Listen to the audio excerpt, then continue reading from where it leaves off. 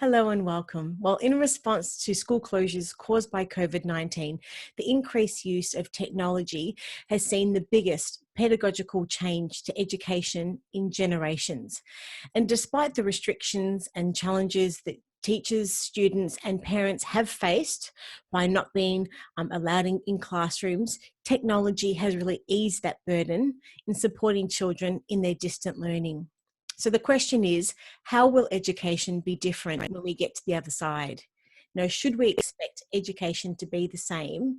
And what will we gain from this journey for better quality education? Well, to discuss this today, we're really thrilled to be joined by 3P Learning Global Head of Education, Allan Dougan. Now, 3P Learning are the global leaders in education technology. And in Australia, they deliver a suite of learning resources for schools and families, covering mathematics, spelling, literacy, and science. Now, 3P Learning creates and distributes award-winning products, which you may have heard before, such as the flagship Mathletics, Readiwriter and Reading Eggs, which have been delivered to over 4.5 million students and over 17,000 schools globally for more than a decade. So this is going to be a really, really interesting, and I'm really thrilled to have this conversation today. So thank you for joining us, Allan. How are you? My pleasure. I'm great. Thank you for having me today.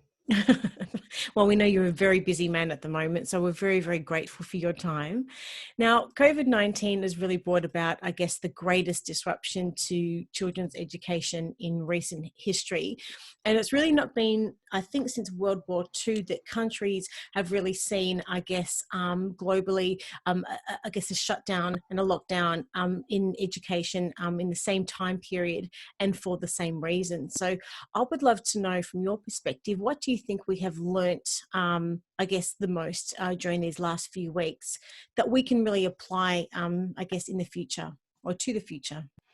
Well, I think we now live in a world where we have seen the evolution of flexibility, flexible working, flexible jobs, and so on and so forth. And the world has got smaller in the last 10 or 15 years. You know, the globe is much more accessible. And I think what's happened in this period of time during COVID-19 over the last 10 weeks or so is that we've learned in education, yes, it's been challenging, yes, it's been difficult, but we've actually learned that we can be flexible in how we approach learning and teaching.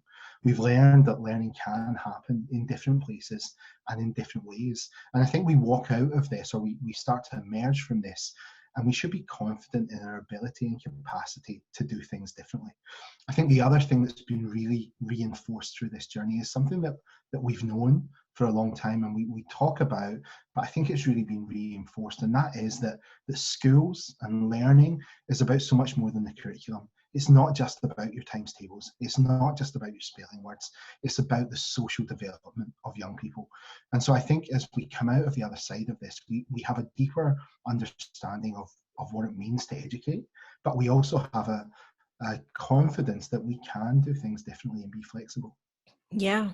In your personal opinion, do you think that, I guess, this COVID-19 era will, I guess, revolutionize how we approach education in the future at all? Look, I hope it does. I think that would be my first response to that question. I think it would be really sad if we think that getting through COVID-19 means that we go back to school. I think we absolutely want to get students back in classrooms. We absolutely want schools to resume.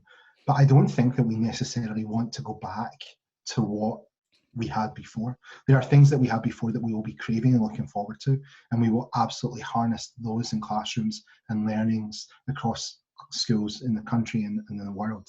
But there's also things that we've had to explore because of this remote learning and teaching journey that we wouldn't have had to explore under normal circumstances. Yes. Things like, as we see at the highest level, flexible learning, remote teaching, but also relationships with parents, how we access parents, what we do with them, what technology opportunities are out there, what hardware technologies, but also what software technologies are out there that can really help us. And I think as teachers, we've been forced, if you like, and maybe forced is a strong word, but we've certainly had to think about what it is we're trying to teach. And so often I know in my own classroom over the years, I got into autopilot. I know what I'm doing. I know how to do it well. Yes. And I'm going to do it. And I think actually what we were forced to do in this was, I may well have taught this thing for the last 10 years, but all of a sudden my students are at home. I've not got them in the classroom. I need to start thinking about how I deliver this to them and how I engage them with the learning. So I think we will change education. I hope that education is not the same at the other side of this. I hope we realise the importance of face-to-face teaching and the elements of that are critical. But I also think we can harness the power of some of the remote things that we've learned, and certainly some of the technology aspects that have developed and grown through this time. And what else do you think, I guess, should change? Is there anything else in addition to that at all? Look, I think that as I've been talking to people and we've been reflecting internally, I think we need to continue to look at what it means to have tools that support effective learning and teaching. So when I think about it from an ed tech perspective, if you like, resources that we provide, we need to think more about how to support different forms of teaching and learning. So for example, 3 months ago, January 2020, if I had come on here and spoken to you about synchronous versus asynchronous remote learning and teaching, I couldn't spell synchronous in January. Now I use it in every other sentence, right? And we talk about, is this going to be a synchronous learning lesson? Is it going to be asynchronous? We hear our premiers and prime ministers, not just in Australia, but around the world, talk about returning to face-to-face teaching. These are all words, almost buzzwords, that have come out that all of a sudden are changing how we approach and think about learning and teaching. So we need to think about what's the important parts of synchronous teaching, what's the important parts of asynchronous teaching. I think the other thing that is absolutely true in this is that we have a new, or parents have a new or a renewed appreciation of teacher. I'm a parent. I've got 3 young kids at home. My oldest is 12, my youngest is 6. And I'm a teacher. My wife's a teacher. We've been in the industry for, 30 years plus combined. And I know that teaching my own kids at home has been really challenging for us. And all of a sudden, I have a new or a renewed appreciation for the teachers that teach my kids. Absolutely. And we know we've done some surveys over the last few weeks, right the way through this journey. At 3P, we've been surveying teachers to really make sure that we understand what their challenges are and how we can best support them.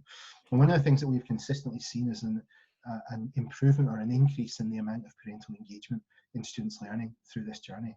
And we see a new engagement of parents in students' learning. And I think we need to look at how we harness the power of that. We need to look at how we actually keep parents involved in learning, how we keep them at the centre of it. And that really excites me, because I think for so long now in educational circles around the world, we've been using this buzzword of parents as partners in the learning journey. But what does that mean? Yes. And COVID-19 has just forced us to look at that and go, what does it mean to partner with parents in learning? How do we make it richer? How do we do that? So I think that's something that will change. I think the other thing that will change or needs to change is assessment. We know from teachers that assessment is something that's top of mind in their heads. How do we assess? What does it look like to assess? We see national assessment plans and schemes be postponed this year or delayed this year, not happening, and things like NAPLAN here. We know that year 12 exams in other parts of the world, in the UK, some areas of the US are not happening this year. So it raises a question about assessment. What is assessment? How do we do it? How do we do it well? Assessment's all about validating learning. It's all about proving learning. How do we do it? What does that look like in the 21st century information world, where information is everywhere? So I think there's some really exciting opportunities, and I think we will do really well if we begin to address some of those opportunities that have come up. And those opportunities, let's be clear, those opportunities have been challenges for teachers and parents and students through this journey. They have been challenges, but as we come out of the other side of it, let's make them opportunities. Let's think about how we can enhance the learning experience for students because of it.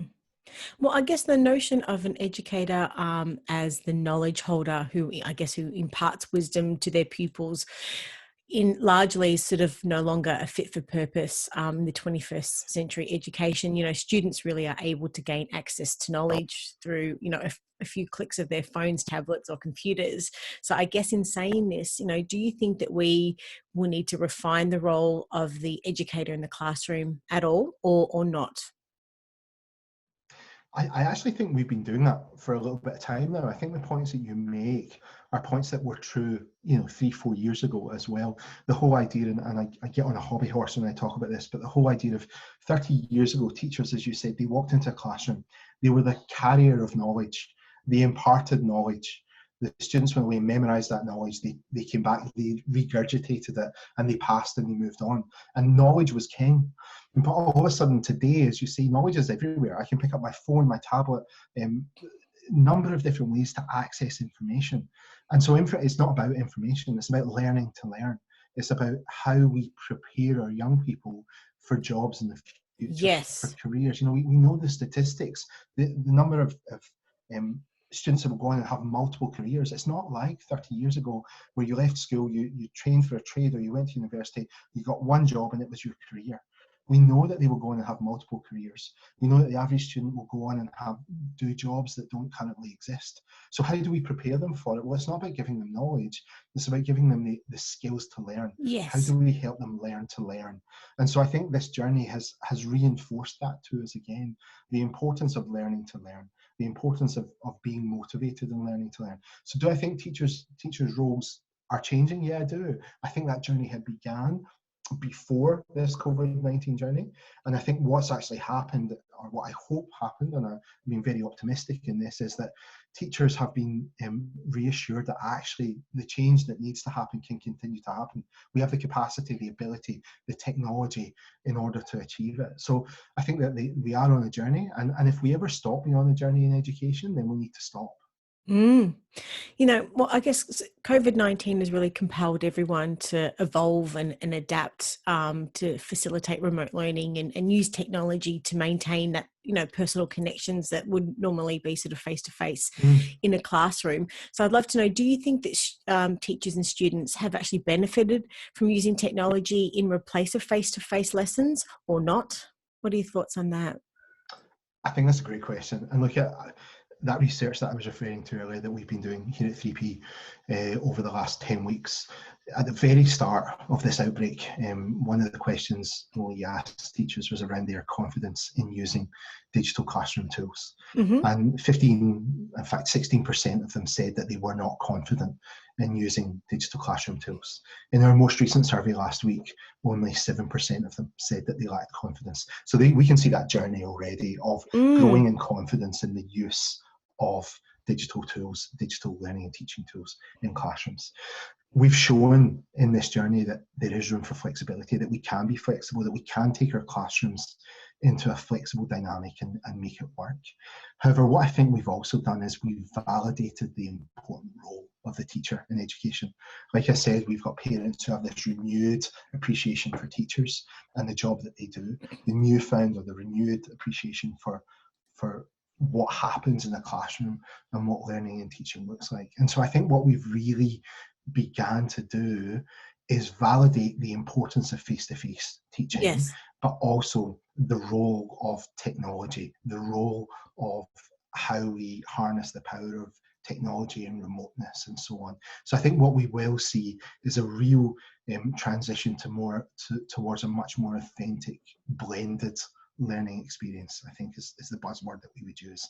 So teachers are absolutely critical. That face-to-face is really important. And we know, as I've already said, that the whole social aspect is one of the pain points of this COVID-19. As adults, we've been told to stay home. We've been told to not go out, limit our social interaction to those in our house and so on.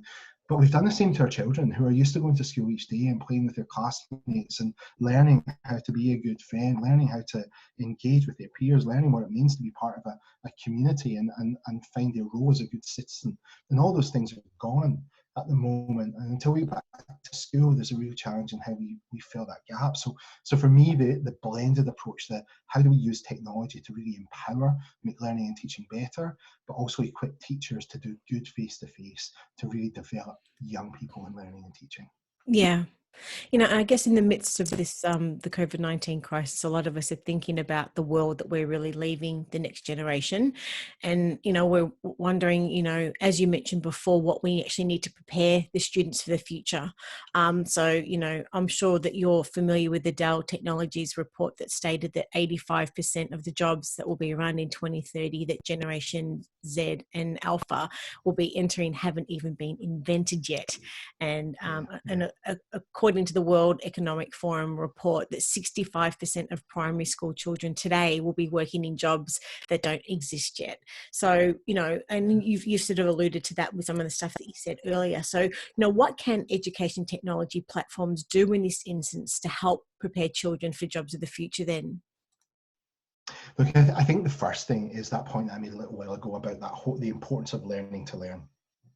It needs to be about how do we help our young people to learn how they learn best. So the content, if you like, the times tables, the mathematics, the literacy, the science, the geography, they're all really important, but they're the vehicles by which we help our young people to actually learn and actually go through that journey. So we know that the how of learning is so much more important than the what of learning in this day and age because of the accessibility to information. So therefore, what we need to be doing is to develop higher order thinking skills. And we know that you know, it's a buzzword, but developing higher order thinking skills is really important because it allows or it helps students to problem solve as they try and take it from the known to the unknown, or the known to the unknown. It helps them to synthesize information, to sense check it. Never before have we had so much information in front of us. Never before have we been faced with such information. We need to be able to sense check it. Is it right? Is it wrong? And so on. And in fact, last year at 3P, we spent a big part of the year wrestling through what some of this means. And we've added a whole host of what we refer to as problem solving and reasoning content to our Mathletics product. That whole idea of rich problem solving activities that's much more about student thinking rather than the answer at the end. Of course, the answer is important, but Yes. how you get there is so important. So really that whole idea of how do we help students to think, to make those connections in their brains, those pathways. And I think that we've got a real evolution of ed tech at the moment that really helps us to join the dots between learning to learn. You know, we've got artificial intelligence that can really help us. We've got machine learning that can help join the dots and learn gaps in student learning and try and fill them. But we've also got some real good understanding now about what parts of student well-being are really important and how effective, strong student well-being leads to effective, strong student learners. And so really, I think as we start to harness the power of ed tech, it's all about making good learning connections and making good social well-being connections and putting them together. And I think we've always in education, and probably in ed tech, but always in education, thought about them almost separately at points. And I think what we're starting to see now is this meshing, this combining of them. And I think that's really exciting. As an educator, I'm really excited about that. Now, 3P are global leaders in online education, and you're currently in classrooms all around the world. In your view, what can Australia actually learn from other countries? And do you have any key learnings or insights that have really worked overseas that we should look to apply here in Australia at all? Look, I think what we are what we are learning is it continues to be a journey. Learning is a journey.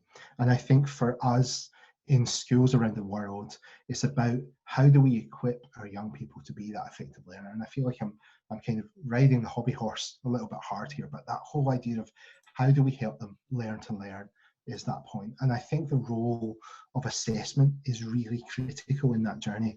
And when I say assessment, people often think about tests.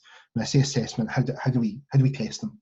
And really, when I talk about assessment, that's probably the bottom of the list of things I'm thinking about.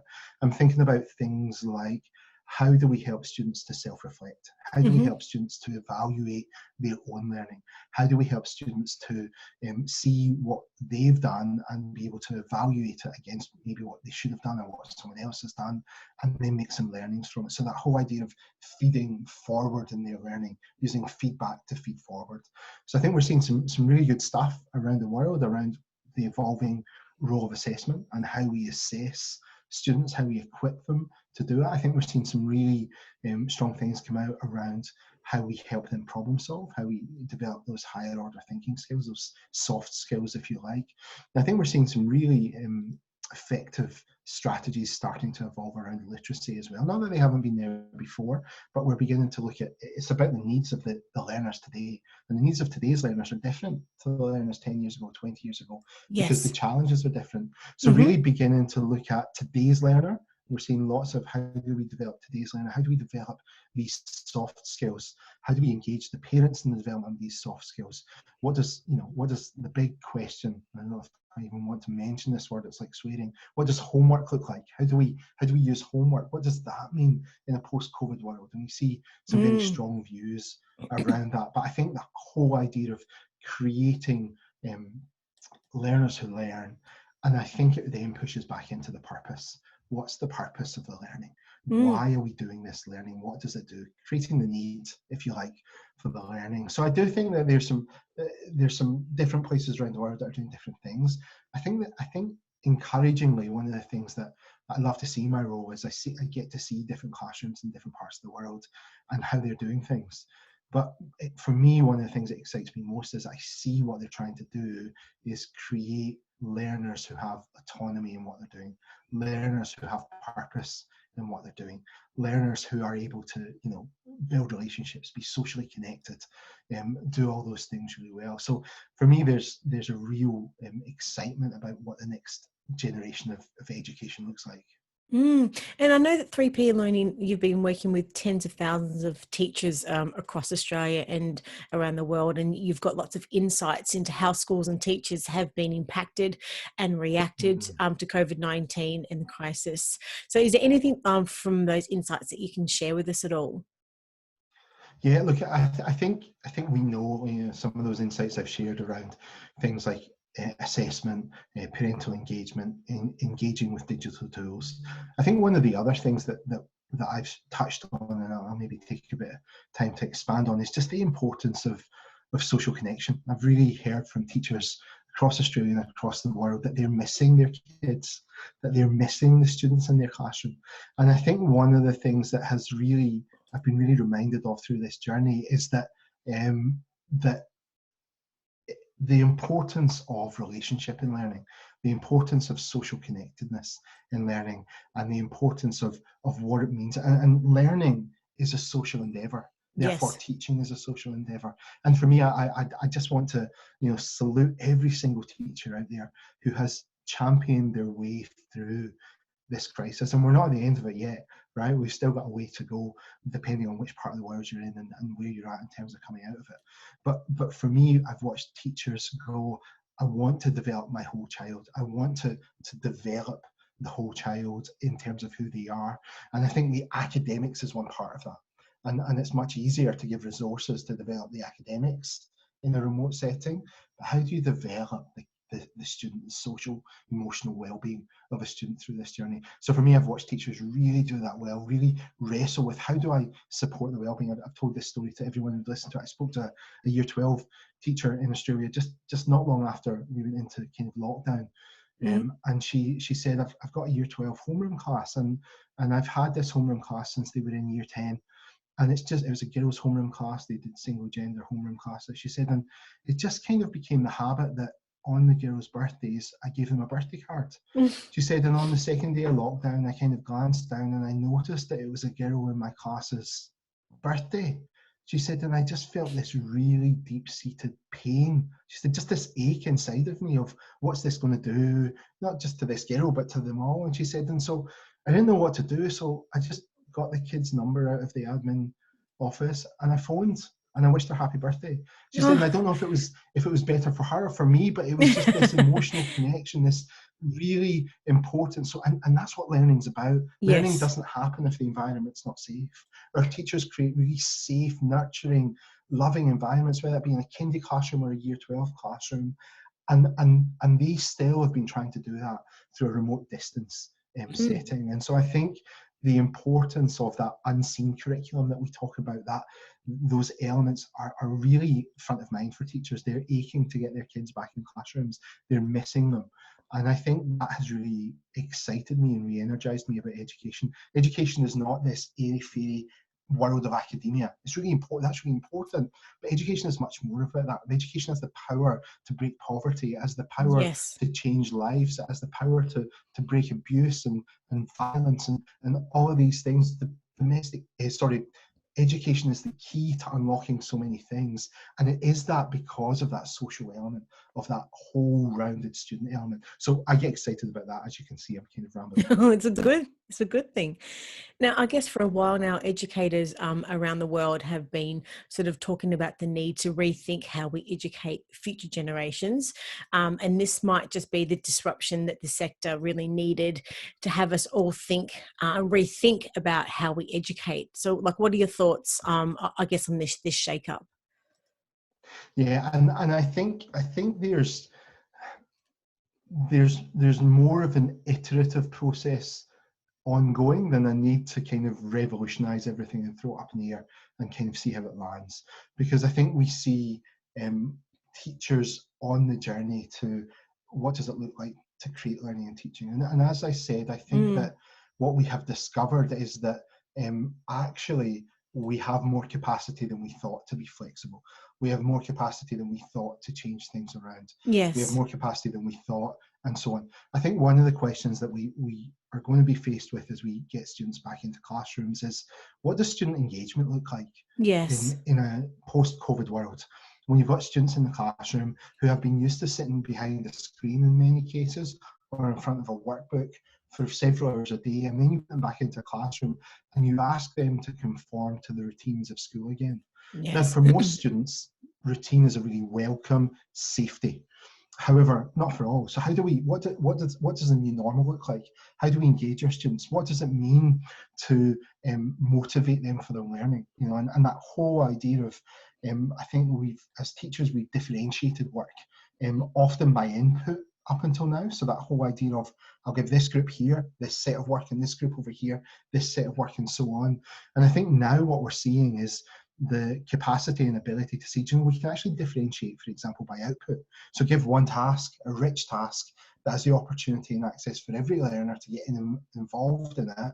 And then the exit points are different for different ability levels, different emotional engagement levels, and so on and so forth. So I think there's a real excitement to change things around. I think there's a real opportunity to think about how do we acknowledge success in learning? How do we celebrate that? And how do we then build on that?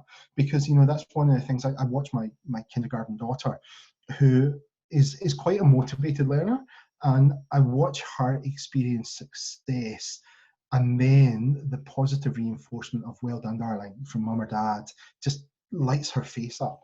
And I think that's a really important thing. How do we do that as we move back in? How do we help to keep parents still in the middle of that, celebrating their kids' success? Because they're going to want to be, right? Yes. Having experienced it for the last little while. And I think, you know, on top of all of that, we've got to then think, how do we build on those successes? How do we keep learning relevant, real, and engaging? One of the things I think we've seen in COVID is that there's been a chance for students to kind of engage with some of their passions in their learning. So that whole idea of looking at what you might refer to as personal interest projects, or kind of things that motivate them. How do we create a space for that? In a school setting? What does that look like? And these are all ideas. These are not things that we necessarily have to do, but they're things that we have to give consideration to. How do we keep students in their sweet spot of learning? The fancy phrase is zone of proximal development. How do we keep them in that sweet spot so that they're engaged, motivated, and want to learn more? So I think there's lots for us to think about, and I think we need to do that against the backdrop of learning to learn. And what are your thoughts on students' ability to adapt quickly to learning independently, given that they have been home, as you mentioned before, behind that screen? What's your thoughts on that at all?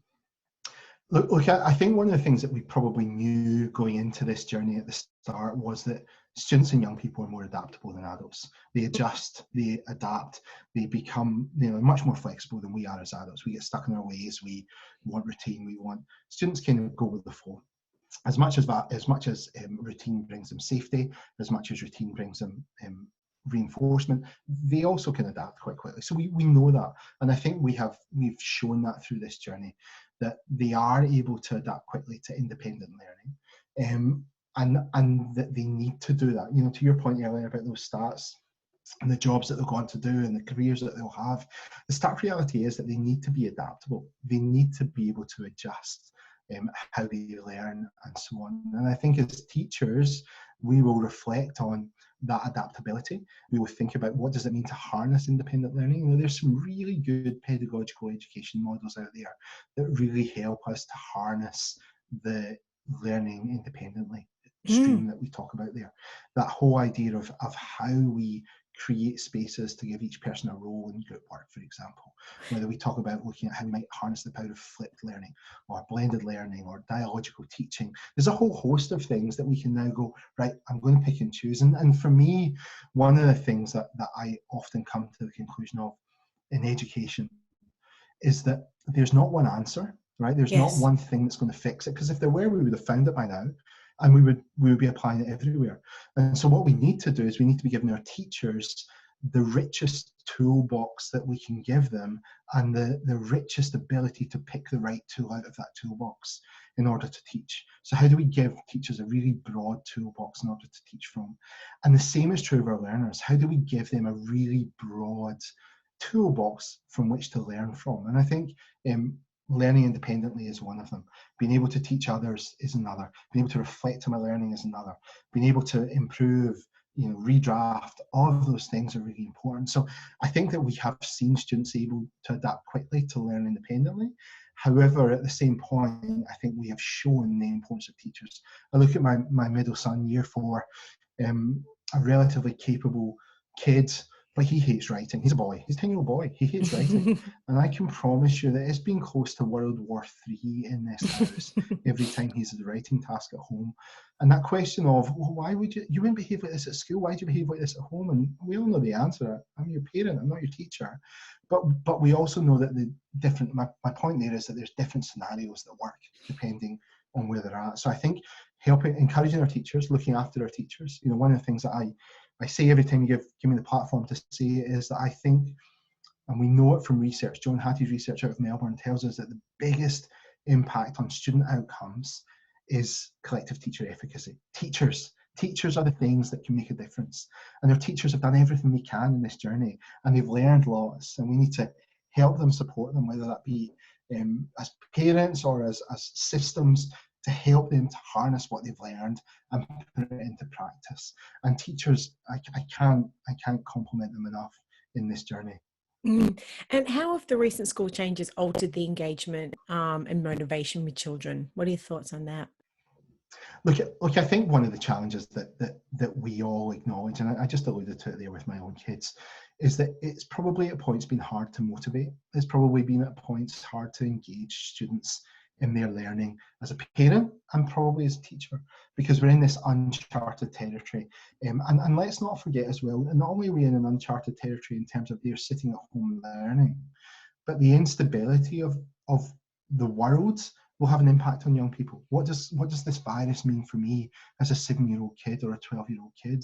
What does it mean that mum and dad are at home, or mum's at home all the time, or mum's lost her job, or mum's on furlough, or all these things? So we've got this impact on their life, not just on their learning, but on their life. And so we have, without a doubt, and I say this as a parent, seen engagement decrease at points in the learning journey, and motivation similarly. And I think teachers would acknowledge that as well.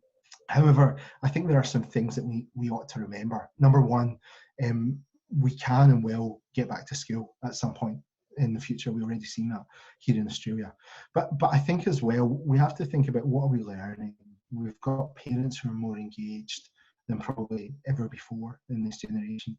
Parents who are interested in what they can do to really support parents. And I think what most parents have always been that way, but I think this journey has given them an insight into what it actually means to do that and how to do it. So I think it's all about how do we understand the parent role and the teacher role as we go through it. How do parents help with that motivation versus how do we help teachers or encourage our parents to support teachers in engagement. It's going around harnessing autonomy, which we've really done in this time, but then thinking about that purpose that I spoke about, answering the why of learning, that helps. And I think that the parents more than ever are more equipped to sit around the dinner table of an evening and ask pertinent questions about the learning that's happened. You know, I know as a kid, I remember my parents would ask me, how was school today? And my answer would be fine, and that would be it. But all of a sudden, in the last 8 weeks, parents have all of a sudden gone, oh, I know what questions I can ask. And so I think all of a sudden we can really start to think about how we strengthen that partnership, how we engage students in learning that's relevant to them, how we create some motivation in that journey. And I think in many ways, the motivation will be getting back to school, getting engaged with their peers, being part of the school system again. And that engagement will slowly come back as teachers assess where they're at and begin to put in place plans and structures for moving forward. So we're aware, I guess, of the challenges. So we're aware of the challenges homeschooling has had on many households. And I guess when students do go back to school, as you were just mentioning before, do you actually see that EdTech platforms that work closely with the national curriculum could potentially assist with bringing students, I guess, up to speed and to ensure that they don't get left behind? What are your thoughts on that? Absolutely. And look, I think the fear of students being left behind is in parents more than it's in teachers. Mm-hmm. I don't think that the vast majority of teachers have an apprehension about, sorry, I'm about to sneeze. Can we start again? Now, we're all aware, I guess, of the challenges homeschooling has had on many households. So when students do go back to school, and as they are starting to integrate back into school now, how do you see the EdTech platforms that work closely with the national curriculum could potentially assist with bringing students up to speed and ensure that they don't get left behind? What are your thoughts on that? I think my first thought there is that a whole host of parents that I've spoken to and come across in this journey, that's their number one worry. Will my student be left behind? Are they going to fall behind? Is this going to impact them forever? And particularly parents of students in kindergarten and in year 12 are really feeling that. I think that is not necessarily the thing that is front and foremost in teachers' minds. I don't think teachers are overly worried about that left behind idea. Let's remember that everyone has been in the same boat. Yes. To use the phrase in this journey, they've all been in the same boat.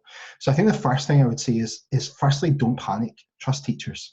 Teachers are a great resource, and one of the things that teachers are going to do as soon as they get students back is they're going to begin to understand where the gaps are and what the gaps are that need to be filled. And I think they will harness products like Mathletics, like Readiwriter, like Reading Eggs, where they can, for example, assign work that should have been learned, and the product will then identify gaps and fill gaps in an engaging way and give teachers information about where the gaps are and so on. You know, the technology that we have in Mathletics is adaptive, so it will help to identify gaps and keep students in their zone of proximal development, to use the buzzword. So I think there's a real power in partnership. The EdTech in partnership with teachers really helps to tap into those gaps and to really harness those gaps and make them better. So I think teachers really already, from the beginning of this, have been thinking about what will I do when I get my students back in class? What are the things that I will do? And I think in many ways we've personalised the learning in this time because the students have been able to, they're working personally. So therefore there's lots of it that's been personalised. And so lots of these gaps potentially have already been filled using some products. But I think as we go back, teachers will be able to assess, get a good firm grip on what gaps are collected with individuals versus whole groups or whole classes, and begin to use products and services to really help to do that. I think the other thing that EdTech can really do in this time is really help to continue to support the strong relationship between home and school.